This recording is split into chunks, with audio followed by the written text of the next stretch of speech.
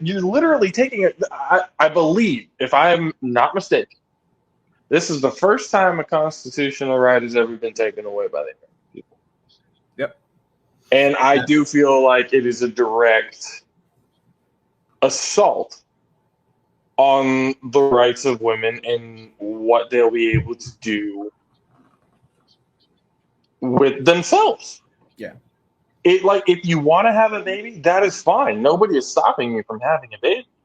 But if it comes down to a life or death situation, if you make the choice that, hey, I'm going to have this baby and it may kill me, again, that's on you. You have the choice to do that.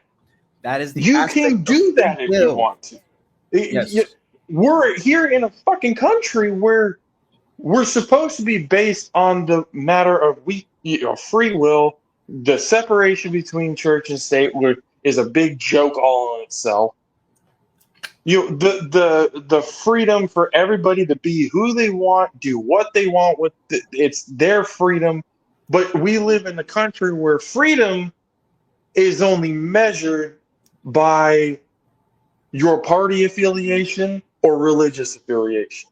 Yep. That is, whatever part of the aisle you belong to, or whatever religious group you belong to, will determine how you will be treated in this country.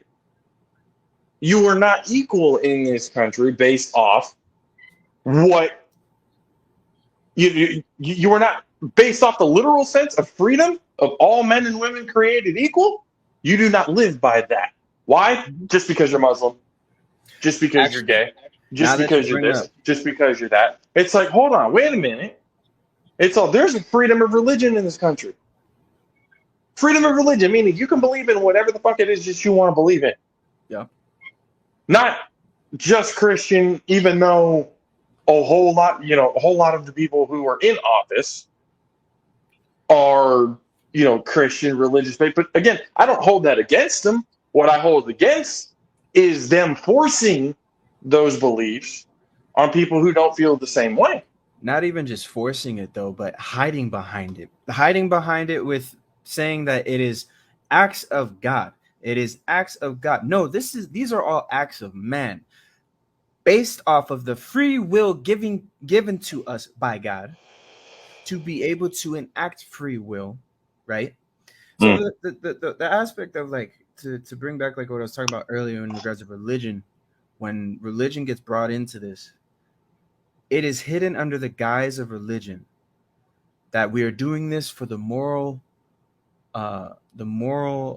justice of those who could potentially have been. Now, I will flip it onto the other side of the coin for 2 seconds, because my thing is, in regards of the argument that a fetus is not a life, because people want to talk about, whether a fetus is or isn't a life. If you want to get technical with it, every aspect of life is alive. Well, and that's the thing. Molecule somehow, some way. If you really want to get into the technical aspects of the entire thing. But again, because we are technically the sperm is alive. It's alive. Technically, the egg is alive. Technically, all of that is alive.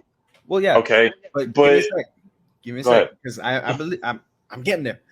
Because the whole aspect of it's alive, so it's like race 2, Windsor. Sorry. Yeah, the counter argument that comes into it is that, well, it's not a baby yet, and it's like, okay, well, if you're going to sit there and support that a small molecule found on Mars is life, how are you going to sit here and not say that the fetus, which is the exact same small molecule, is not life?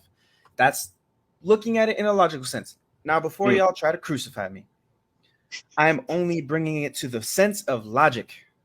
We have to look at all of this with the sense of logic. If you are going to bring one argument to the table, you got to look at all arguments on that same table.